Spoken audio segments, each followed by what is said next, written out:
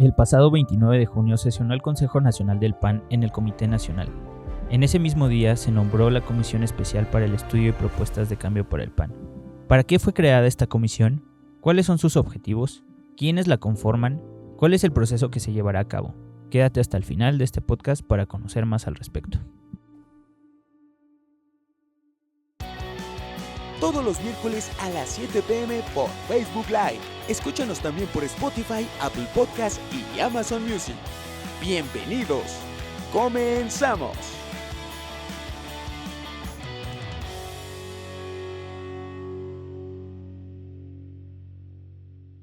¿Qué tal, amigos? Bienvenidos a otro podcast de Voces de la Nación de la revista La Nación. Yo soy Jerry y espero que se encuentren muy bien. El día de hoy nos acompaña un invitado muy especial, Julio Castillo, hoy en su calidad de presidente de la Comisión Especial para el Estudio y Propuestas de Cambio para el PAN.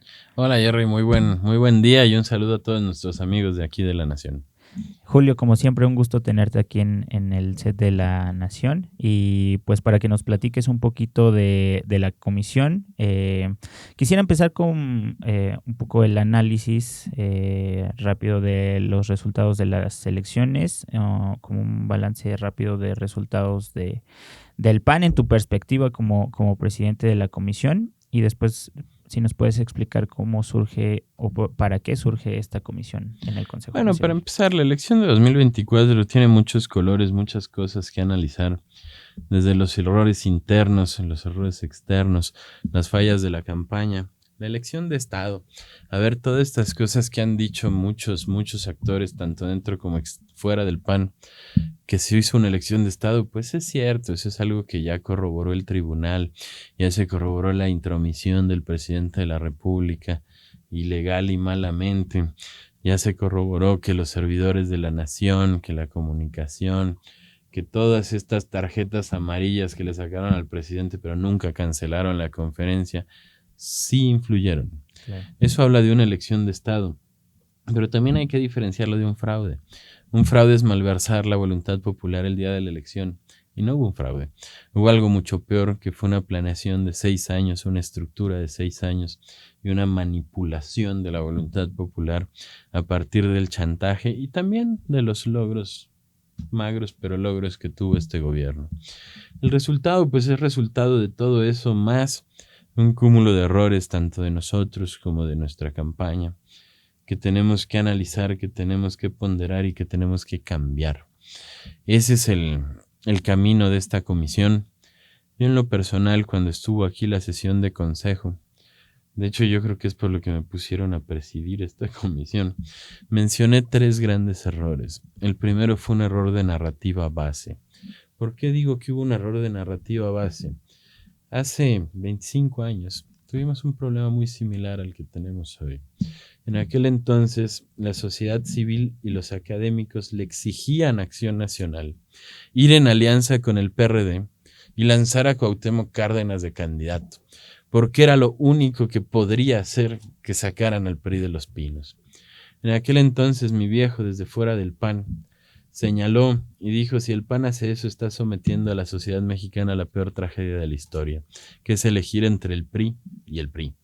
Sí. Y eso es un poco lo que nos pasó en esta elección con la narrativa. Yo, junto con Ceci Patrón, junto con Fer Rodríguez Doval, hicimos una plataforma conjunta con el PRI y con el PRD. Una plataforma compleja, una plataforma bien lograda. Luego nos tocó presidir la comisión de plataforma del PAN. Se hicieron foros, se hicieron eventos, jalamos a los especialistas de cada tema. Nos metimos a estudiar 33 temas en lo individual y sacamos un análisis y propuestas para uno. Aquí lo presentamos en el podcast de La Nación, presentamos las tarjetas, todo. Así es. Luego, pues, está el documento de Gurría. Que hizo con no sé cuántos especialistas, que era una plataforma de gobierno más que de camino, ¿no? Luego estaban las mesas de Enrique de la Madrid, en donde hubo grandes personas encabezando las temáticas, como Consuelo Sáizar en cultura, como Josefina Vázquez Mota en niñez, como Juan Carlos Romero Hicks en educación, como el doctor Héctor Jaime en salud. Cabe mencionar que casi todos ellos eran además candidatos, entonces iban y venían, ya estaban jugando malabares, ayudando al PAN y siendo buenos candidatos. Y al final toda la narrativa de la campaña se centró en los programas sociales, en aumentarlos y en bajar las edades. Eso fue un problema radical para el resultado, porque le dejamos a los mexicanos elegir entre Morena y Morena. Sí. No hubo una opción diferente. No hubo una opción que dijera, nosotros tenemos una visión de país mejor. Solo hay programas sociales y eso está tan bien que no tenemos algo mejor que ofrecerle a México. Y eso fue un error radical estratégico. ¿Por qué? Porque por eso perdimos el voto de la clase media. Por eso perdimos el voto de la clase alta. Porque no les dimos una opción a esa gente para votar por nosotros. Y eso también responde a los votos cruzados. Si tú ves, por ejemplo, cómo se desarrolló la elección estatalmente, vas a ver que el 66% de la gente que votó por Lucy Mesa en Morelos votó por Xóchitl. El 88% de la gente que votó por Santiago Taboada en la Ciudad de México votó por Xóchitl. O sea, un voto cruzado muy grande. Y sí quiero dejar claro que Xóchitl fue una gran candidata. Fue una persona que se entregó, que no bajó las manos en ningún momento, que en realidad nos hizo sentir orgullosos cuando tenía ciertas intervenciones, ciertos eventos, pero el planteamiento estratégico de la campaña estuvo mal llevado. Fue un miedo a esos 24, 23 millones de beneficiarios de programas sociales, Sí. que además si tú calculas matemáticamente, pues la muestra normalmente, la muestra menor es correlativa a la muestra mayor. Si votó el 61% de la población, lo más probable es que haya votado el 61% de los usuarios de programas sociales. Uh-huh. Pero si lo desglosas un poco, al ser un grupo interesado particularmente en el resultado, pues tenemos que ponderarlo. Pon tú que votó el 70% de los programas sociales. De los 24 millones de beneficiarios son 17 millones y medio. Si seguimos las encuestas de salida de GEA, la encuesta de salida del Financiero, que fueron las más profundas que se hicieron, 7 de cada 10 beneficiarios de programas sociales votaron por Claudia Sheinbaum. Vamos a ponderarlo, vamos a poner que son 8 de cada 10. Esos son 14 millones y medio de votos. No perdimos por 14 millones y medio de votos, perdimos por 36 millones. Sí. Porque no pudimos segmentar al otro lado de la población. Nosotros debimos de habernos enfocado al otro lado. Ese es el primer error que yo señalaría. El segundo error... Es decir, yo lo que veo es, de fondo tenemos un buen fondo porque estábamos defendiendo la democracia y lo tratamos de explicar justamente Claro. aquí, ¿no? Y explicarlo a toda la sociedad. Pero como tú dices, las masas no, a lo mejor la estrategia para las masas no logró permear de la manera que se esperaba y por eso no logramos influir o dar con el público objetivo que teníamos que dar. Fuera de que no fue el centro de la campaña, o sea, el centro fue continuar y aumentar los programas sociales, Sí. También es un error ese. O sea, cuando tú hablas en intangibles, la mayor parte de la gente no te entiende. Claro. Si tú hablas de vender la democracia, la justicia, la Sí. libertad, de combatir al narcotráfico, lo más probable es que no digas nada que entiendan. Tenemos que aprender a humanizar esas propuestas. Es muy diferente hablar de combatir al narcotráfico, que si tú has visto Netflix, o has visto estas series, o has oído estas canciones, pues es posible que hasta sean aprobados por la sociedad. Sí. Son francas apologías a lo que hacen. Sin embargo, si tú en vez de hablar en esos términos, hablas de la señora que va a trabajar hace 3 horas para llegar a su casa y se encuentra a su hijo drogado, quizás puedas tener una narrativa que la gente te entienda. Sí. Lo mismo pasa con todos los intangibles. Si hablamos de democracia, híjole, es hablar en un término Sí. de qué estás hablando. Sí, además muchas personas, la otra vez iba en un Uber y justamente es eso lo que platicábamos. Muchas personas no saben ni siquiera el significado de democracia, no porque no puedan entenderlo, sino porque no les interesa, porque están inmersos en sus problemas, en su vida, en su trabajo, con su familia. Su día a día. Exacto. La democracia no está de moda, eso es algo que también hay que reconocer. Si ves las mediciones del Latinobarómetro, es preocupante cómo ha bajado la aprobación democrática y eso también tiene una razón de ser. Y eso también puede ser un poco un error nuestro, que la vendimos como la solución a todos los problemas, cuando en realidad la democracia lo único que resuelve es el acceso al poder, que no es poco, porque antes era balazos, porque antes era con sangre azul, o sea, tenías que ser de una familia para poder acceder a un gobierno. Y la democracia es importantísimo para eso, pero la democracia no iba a acabar la pobreza. La democracia no iba a darte una buena educación. Y el problema central de México es que lo único que se democratizó fue el acceso al poder. Y seguimos teniendo un país de uno, de una persona que es el fregón para el tema. Y si quieres brillar en ese tema, vas a tener que llegar a esa persona. Sí. Por ponerte un ejemplo muy simple y hasta simpático, un sujeto apellidado Sulaimán fue el que organizó el box en México en los pasados creo que 60 años. Se murió y ahora es otro sujeto llamado Sulaimán, que es su hijo, el que organiza todo el tema del box. Lo mismo pasa en cada rubro. Si quieres ser maestro, vas a topar con el sindicato en algún momento. Si quieres ir a las Olimpiadas, vas a topar con los líderes de ese lado. Se tuvieron que haber democratizado todos los medios, no solamente el acceso al poder. Tú puedes ser candidato independiente y ganar. Hay ejemplos, el poder está democratizado, pero a ver, intenta competirle a una telefónica celular, inventa un sistema de telefonía celular e intenta competirle. ¿Por qué? Porque es un país de uno, como diría Denise, ¿no? Ese es un problema importante. Hay otro que yo he señalado mucho, que fue el confiar demasiado en consultores externos. O sea, nos dieron encuestas francamente falsas, encuestas con 39 puntos de error, que si tú estudiaste estadística en sexto de prepa o la llevaste en la carrera, te darás cuenta que eso no existe. No. O sea, no hay un margen de error de 39%, hay un margen de error de más o menos 5, dependiendo de la muestra. Si tienes una muestra mayor a 750, eso empieza a bajar. Claro. Si está mal ponderada la encuesta, ¿qué es ponderar una encuesta? Cuando tú haces un muestreo que no es correlativo a la realidad nacional. Por ponerte un ejemplo, si encuestas a 100, de los cuales 60 son hombres, pues tienes que ponderar su opinión, que es multiplicarla por un factoraje para que baje ese. ¿Por qué? Porque el 52% de la población son mujeres, una cosa así. Entonces tienes que bajar el peso del hombre. Si tú te equivocas ponderando, puedes tener 10, 11 puntos de error. Nunca vas a llegar a 39.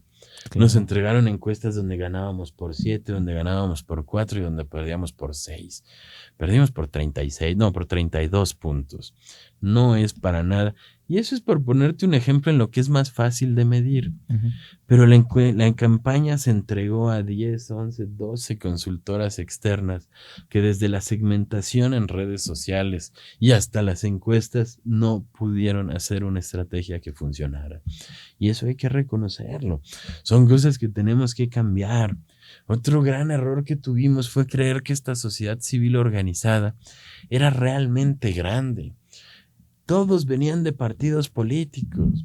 ¿Quién habló en los eventos de la Marcha Rosa aquí en la Ciudad de México? Guadalupe Acosta Naranjo, Fernando Belauzarán, experredistas.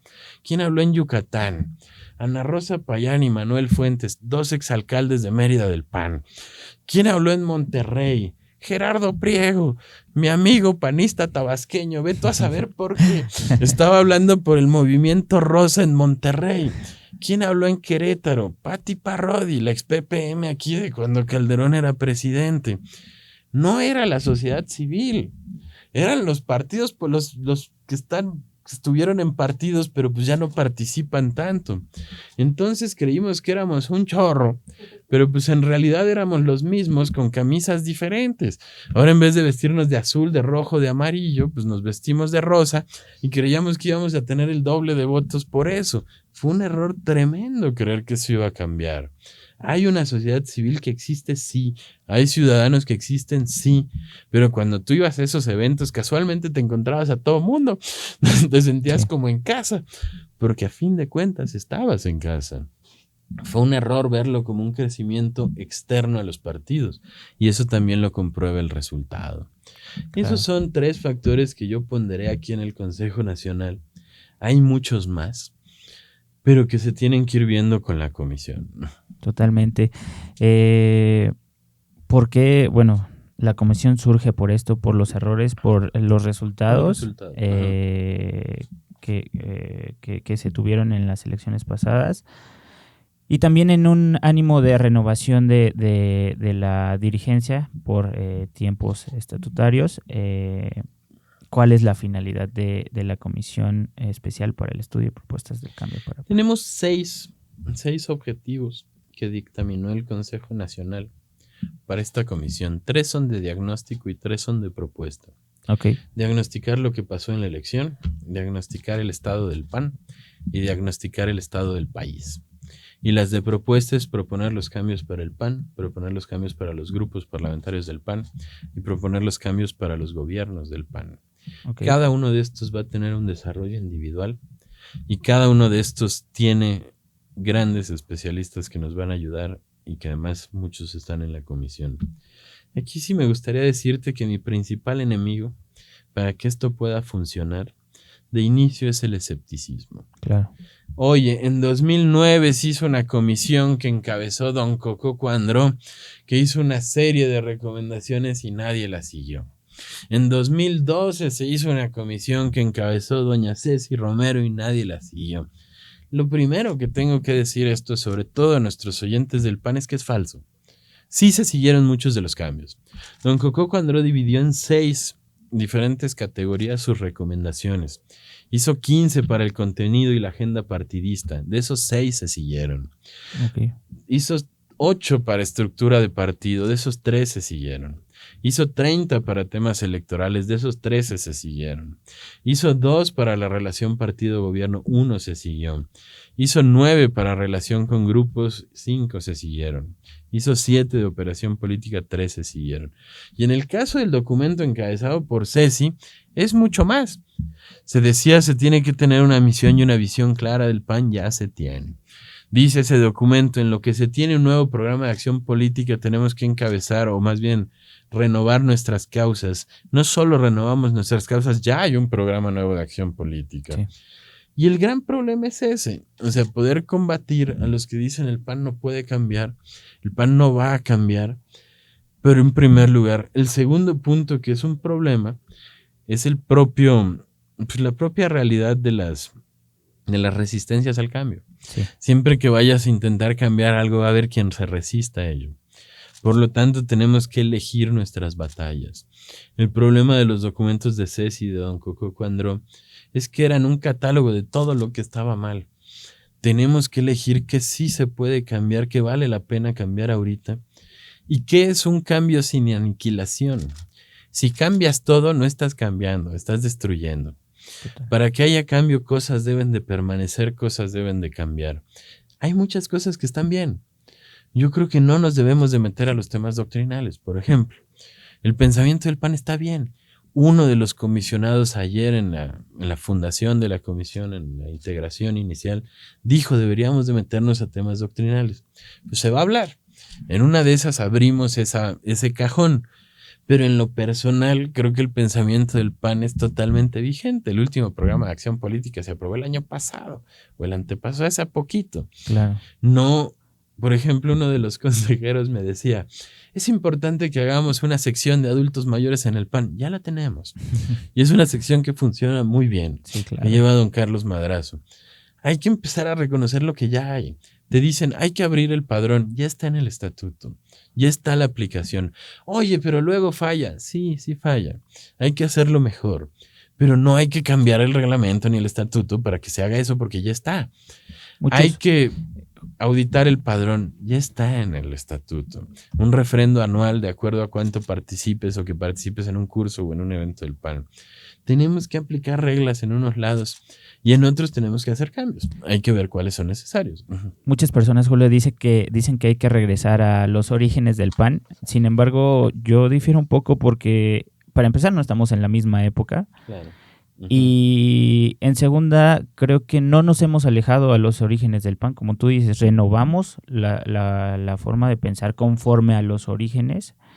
Pero más bien, yo creo que a lo que se refieren es a darle más importancia a la formación de cuadros para que estos mismos cuadros sepan entender cómo funciona el país y que quieran entrar a participar a la política. A ver, esa pregunta tiene 2 vertientes. El primero es que el PAN jamás ha renovado su pensamiento. El pensamiento del PAN, el PAN tiene unos principios de doctrina que fueron aprobados en el 39. Tiene 2 proyecciones. Las proyecciones no son actualizaciones y cambio. O sea, no es que el primer documento ya no sirva y ahora se usa el segundo. Son proyecciones de los mismos principios. Es adaptar a una nueva realidad el mismo pensamiento. Por ejemplo, en nuestros principios primigenios viene campo, viene persona, pero no viene democracia. Porque el PAN se fundó en el 39. Sí, claro. Y era una época en la que las democracias no estaban de moda. La moda mundial eran los totalitarismos. Y aunque el PAN se funda democrático, para que entre en nuestros principios es una proyección del bien común y de la persona. Claro. La democracia como mejor forma de acceso al poder. No cambiaron los primeros. Pero lo que sí tenemos que ponderar, debatir y dar una respuesta es lo que dices de los semilleros. Por ejemplo, mi papá y yo creo que otros 11, 12 presidentes del PAN venían de la ACJM, que es la Acción Católica de la Juventud Mexicana. Ese era un semillero del PAN. De ahí vinieron muchos para acá. De hecho, el último fue Manuel Espino, que fue presidente nacional de la CJM. Ni siquiera fue hace tanto. Ya no es panista, pero bueno, de ahí venía él. Uh-huh. Otra generación, la que llega en el 82, 90, venía de la Coparmex. El Maquillo, don Pancho Barrios, Rufo, mucha gente. La gran pregunta es ¿de dónde deben de venir ahora los panistas? Y la respuesta obvia y simple es de las universidades, ¿no?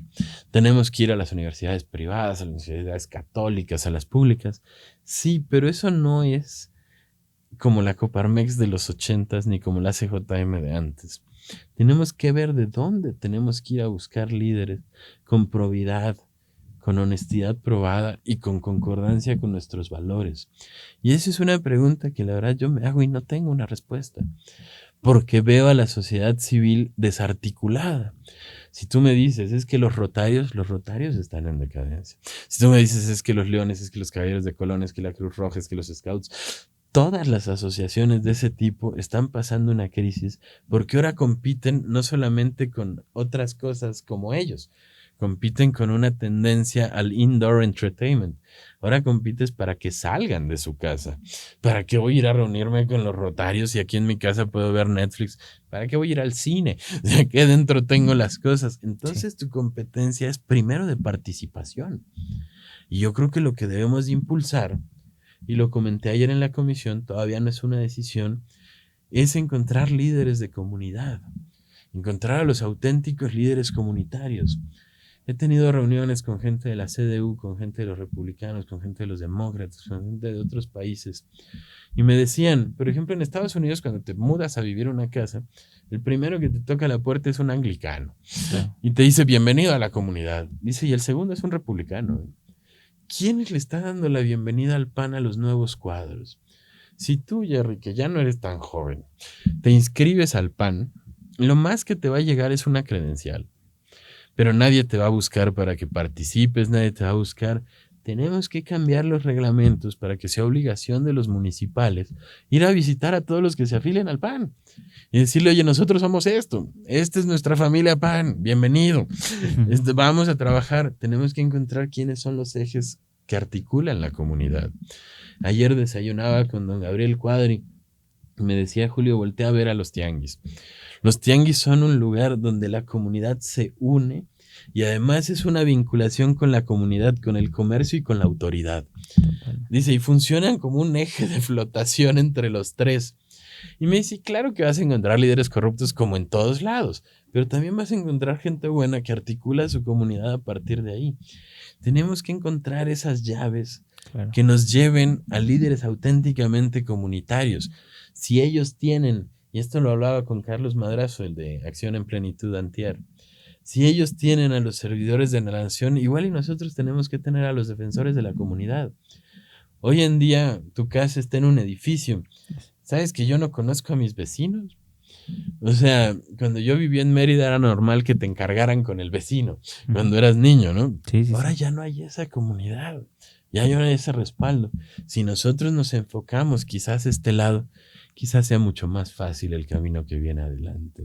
Simplemente ver cómo articularnos como sociedad. Julio, así como tú, así como yo tengo mi opinión, como tú tienes tu opinión, hay muchas más opiniones claro. que hay que escuchar. Son 43 comisionados de esta comisión. Si quieres decirnos uno que otro, ¿cómo va a ser el método de trabajo para escuchar las opiniones, para escuchar la pluralidad de las ideas de la comisión? Bueno, para empezar, los comisionados pues son parte de la comisión y su trabajo estará respaldado en sus acciones. Todas son gente muy respetable. Además, agradezco mucho que en el Consejo Nacional nos hayan votado por unanimidad. Por ejemplo, hay 3 gobernadoras. Está Tere Jiménez de Aguascalientes, está Maru Campos de Chihuahua y está Livia Denis de Guanajuato. Son personas que pues llegaron al gobierno por algo. Tienen una gran experiencia en el camino y tienen mucho que aportar, desde estructuras, desde qué respuestas dar, desde todo. Está la alcaldesa de León, doña Ale Gutiérrez, están los excandidatos Renán Barrera y Santiago Taboada, está Santiago Krill, está Josefina Vázquez Mota, está Gonzalo Altamirano, panista histórico, está don Fernando Canales, nuestro exgobernador de Nuevo León, y tenemos un crisol de personajes, algunos de aquí del CEN. Por ejemplo, está el secretario de Elecciones, está la secretaria de Formación, está la secretaria de PPM, porque tenemos que hacer análisis y llaves hacia cada sector. Y parte de esta escucha que dice, sobre todo la interna, va a ir a través de ellos. Por ejemplo, Benjamín Cermeño, que es parte de la comisión, él ahorita es director de diputados locales. Él desde antes de que nos reuniéramos ayer les mandó un mensaje a todos los diputados locales y les dijo, yo estoy en la comisión, si tienen propuestas aquí estoy. Laura Esquivel, que es la secretaria de Promoción Política de la Mujer, las mujeres tienen muchas opiniones para esto, yo las voy a compilar. Tenemos que hacer esos puntos de fuga. Claro. Pero además yo creo que tenemos que hacer 5 acciones básicas. La primera es la escucha de militantes y estructuras del PAN, municipales, estatales, nacionales.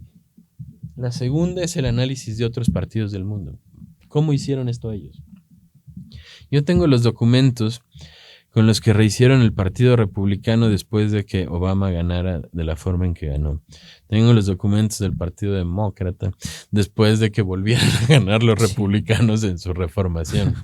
Tengo lo que hizo la CDU cuando perdió Angela Merkel, pero tenemos que ver más ejemplos. Por ejemplo, una escucha. Por ejemplo, ¿cómo es México ahora? El México en el que ganó Vicente Fox era un México en el que oíamos a Maná y se nos hacía súper disruptivo a Dal Ramones diciendo Ingesu.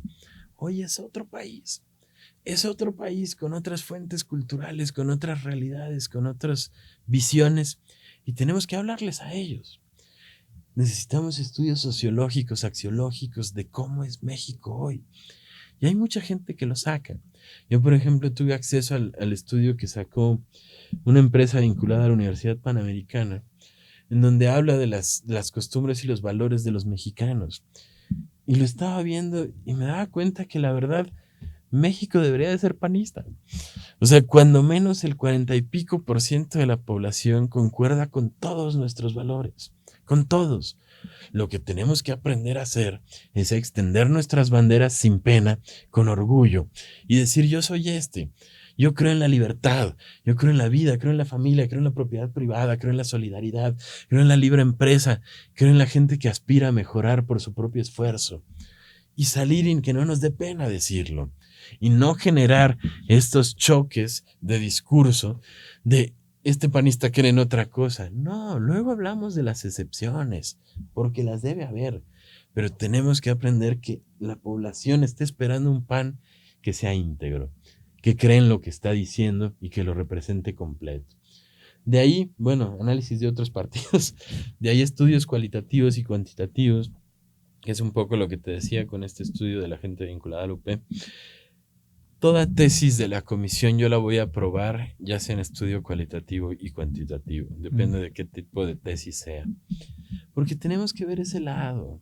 Y por ejemplo me decía don Carlos Madrazo y la gente que lo asesora, tú sabes que los republicanos hicieron escuchas con los demócratas para preguntarles, oye, ¿por qué te caen mal los republicanos? ¿Qué es lo que de ellos no te gusta? Para ver cómo nos ven también los otros, claro. Para ver cómo nos ven los mexicanos. También tenemos que tener una visión de reingeniería estructural que sea más de tipo empresarial que de tipo político. ¿Por qué lo veo así? Porque yo no creo que yo sea infalible. Yo no creo que estas 42 personas que me acompañan en la comisión seamos infalibles. Creo que tenemos derecho a equivocarnos y por lo tanto tenemos derecho a calibrar.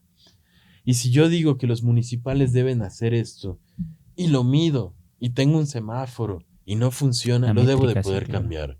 Porque eso es lo que hace una empresa no morir nunca. La posibilidad de irte adaptando. Y no estoy hablando de cambiar valores, ¿eh?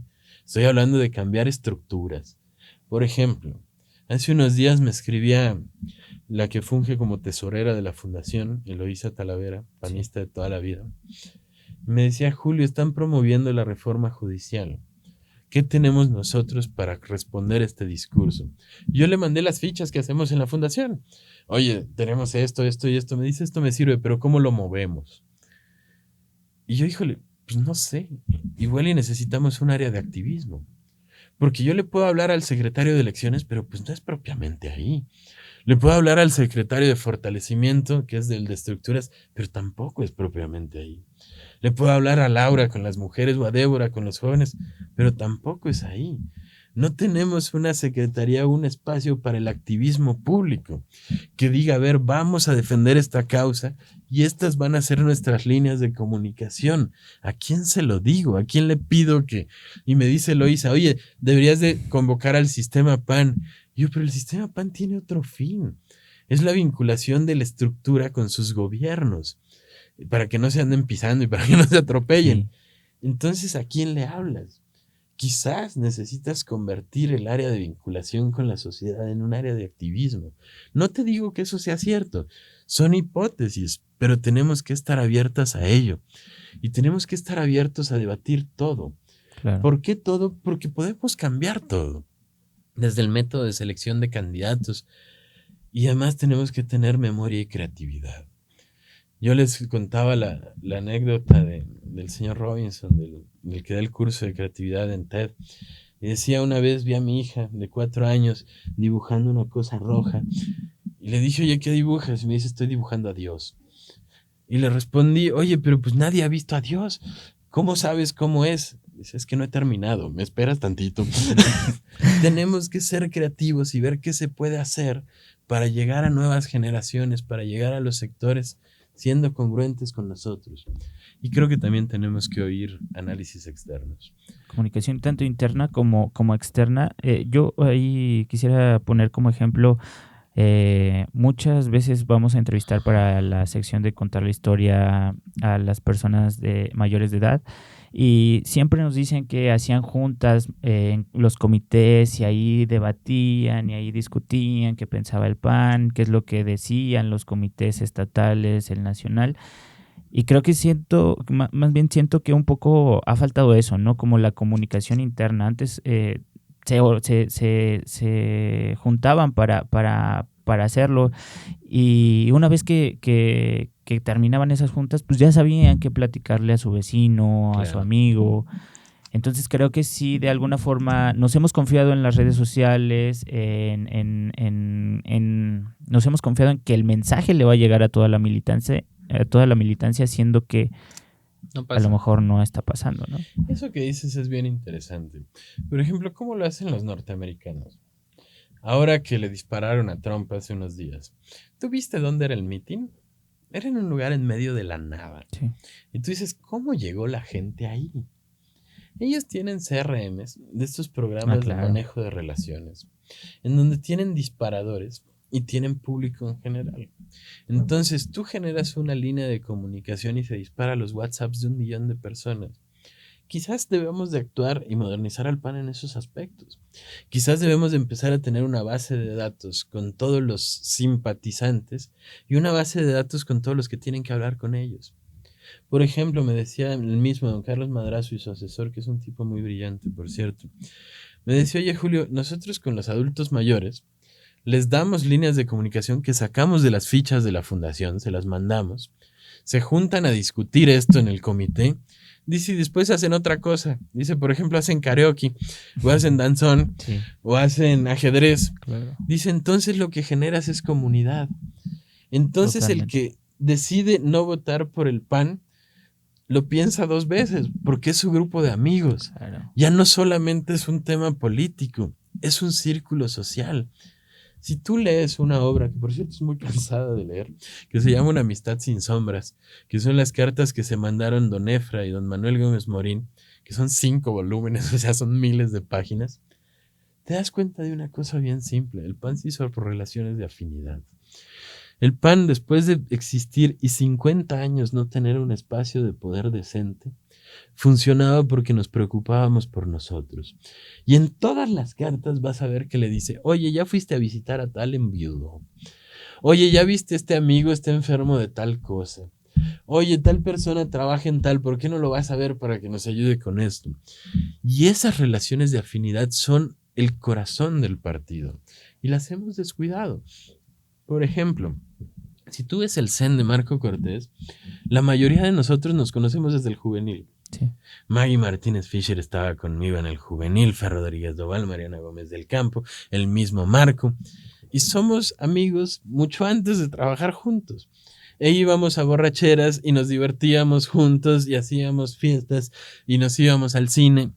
Y esto responde a un activismo social que sí nos unió en el partido, pero es una amistad que nutrimos. Y eso es lo que necesitamos, refrendar nuestros lazos de comunidad. Hay muchas cosas que hacer. Yo no te digo que estas que te estoy diciendo sean las únicas o las infalibles, Claro. pero son temas que tenemos que pensar y que poner en la palestra. Y también los hablamos para que las personas pues también estén como inmersos y que los que nos están escuchando pues tengan como una idea también de lo que se viene con esta comisión, de las propuestas que se pueden venir con esta comisión. Y estábamos en los puntos, bueno, nos comentaste que debe de haber escucha, análisis, revisión de estudios cualitativos y cuantitativos, reingeniería. Y reuniones con expertos también. Por ejemplo, un buen amigo, el que dirige el Instituto de los Republicanos en México, me decía, nosotros tenemos un estudio sobre el PAN. Quiero ver qué piensan de fuera del PAN. Porque el problema de estas comisiones es que luego nos ensimismamos mucho. Y que el problema único del PAN son los padroneros. Y que el problema único del PAN es una persona a la que debemos de señalar por el resultado. Esto ni es un juicio de Nuremberg que esté buscando culpables, ni tampoco es una especie de fuente ovejuna que diga todos lo matamos, ¿no? Claro. Es un ejercicio que tiene que servir para ver qué tenemos que cambiar. Yo tengo al menos 7 objetivos claros. El primero es tenemos que iniciar una batalla cultural nueva. Esto no es un tema electoral, es un tema cultural. Tenemos que defender nuestras causas. En la época de Don Luis y de mi viejo, se habló de la victoria cultural. ¿Qué era la victoria cultural en ese entonces? Estoy hablando de los 80s, 90s. Era que las banderas del PAN, como eran democracia, como eran división de poderes, como eran libertad, pasaron de ser las banderas del PAN a ser parte de los valores de México.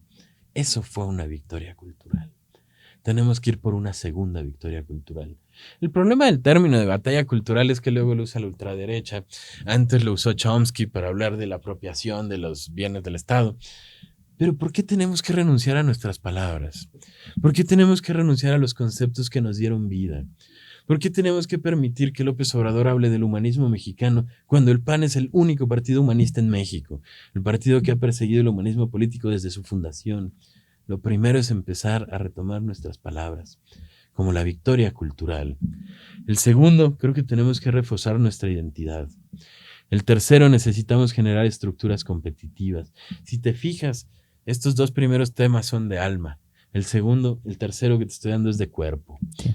Tenemos que elegir mejores candidatos. Tenemos que ganar elecciones. Eso involucra muchas cosas de rentabilidad, de técnica. Tenemos que consolidar nuestra gobernanza humanista. ¿Cuáles van a ser nuestras banderas centrales? Que un municipio gobernado por el PAN, y tenemos un gran modelo de gobierno, lo encabezó Fernando Rodríguez Doval, dio un gran documento, pero ¿qué tal si todo municipio panista se vuelve familiarmente amigable?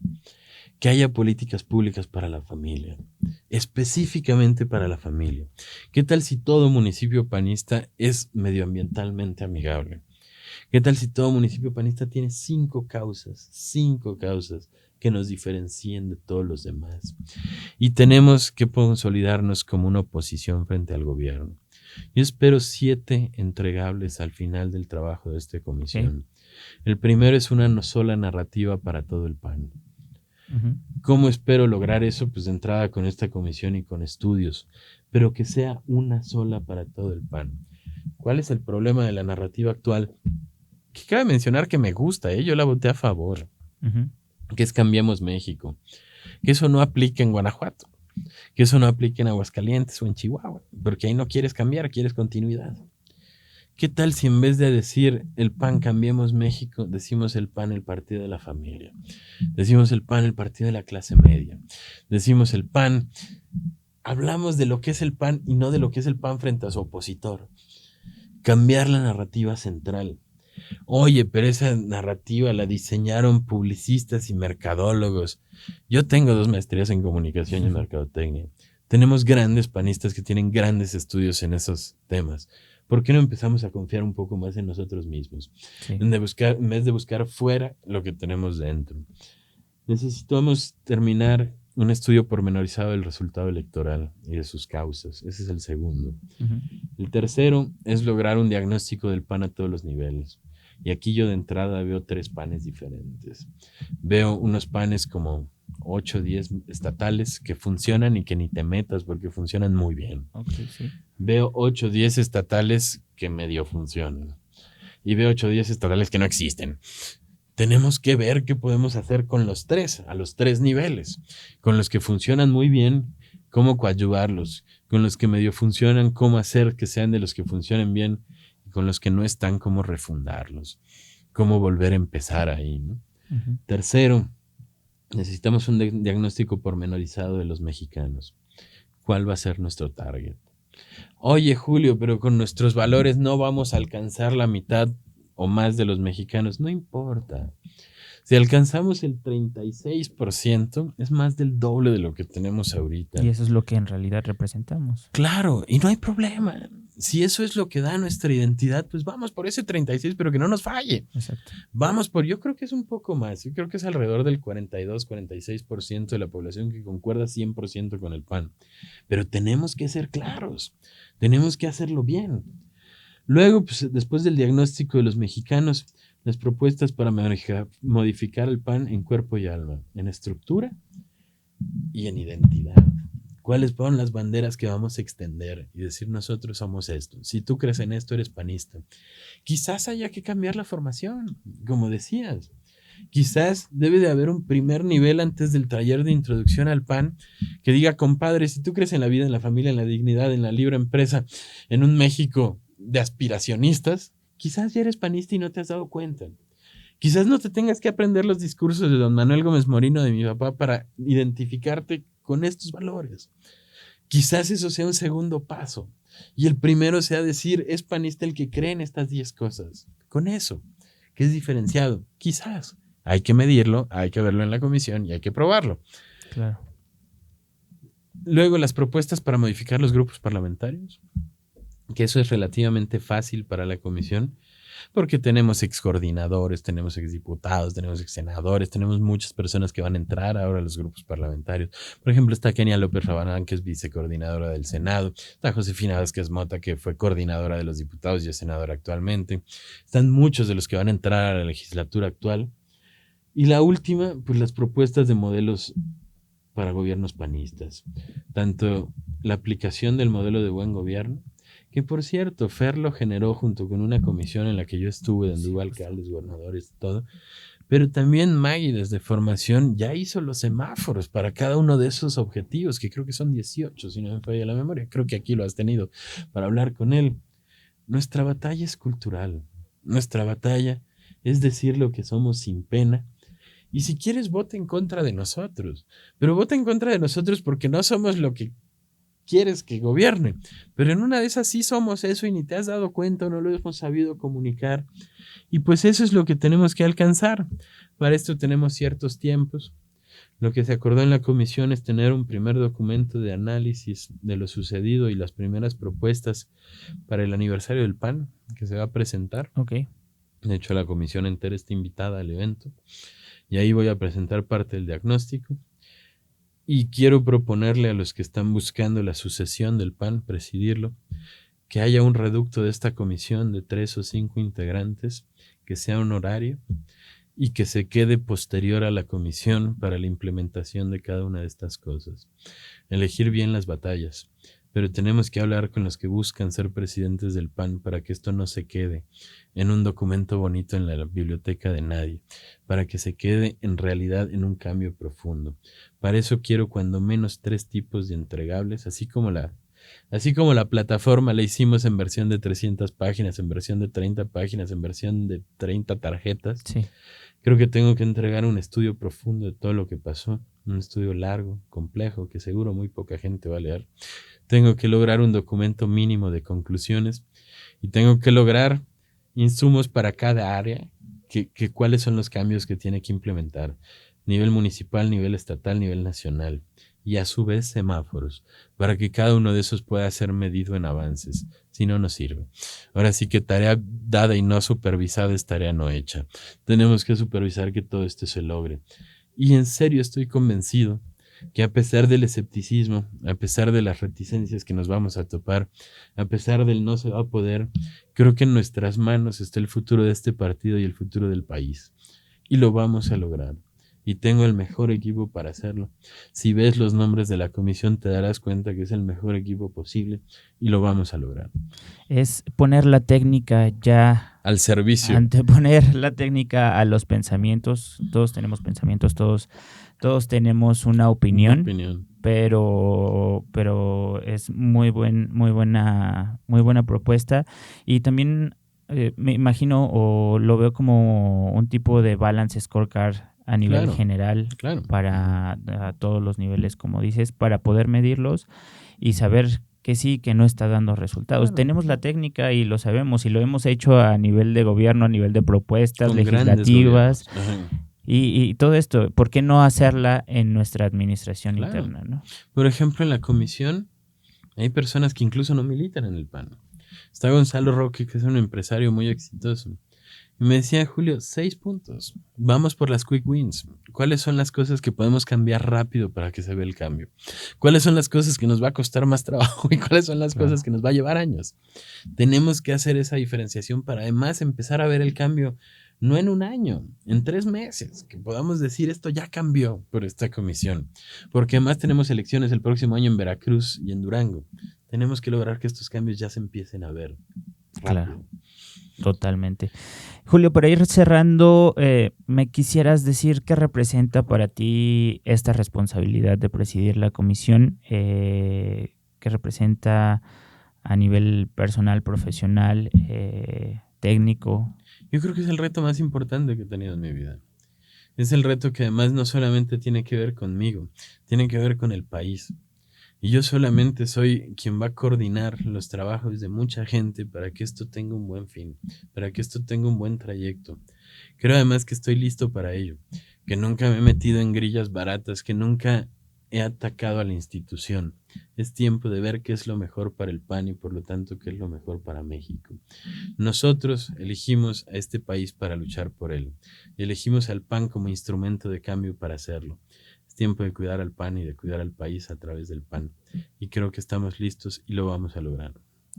Julio, para todos los que nos siguen escuchando hasta ahora, ¿algo que desees agregar? ¿Algo que le voy a mandar el correo para que puedan hacer contribuciones. Okay. Estamos trabajando para que todos los militantes, todos los ciudadanos, todas las personas que tengan una opinión para qué se debe hacer el PAN, lo puedan hacer. Y contamos con su trabajo, con sus ganas y sobre todo con su disposición para generar el mejor PAN de la historia y para que asegurarnos de que haya otros 85 años de PAN como ya los ha habido. Claro. Julio, muchas gracias. Gracias a ti, Jerry, pues como siempre estamos a la orden. Muchas gracias, amigos. Nos vemos y escuchamos en el siguiente episodio de este podcast de Voces de la Nación, de la revista La Nación. Hasta la próxima. No olvides escuchar el próximo episodio. ¡Hasta la próxima!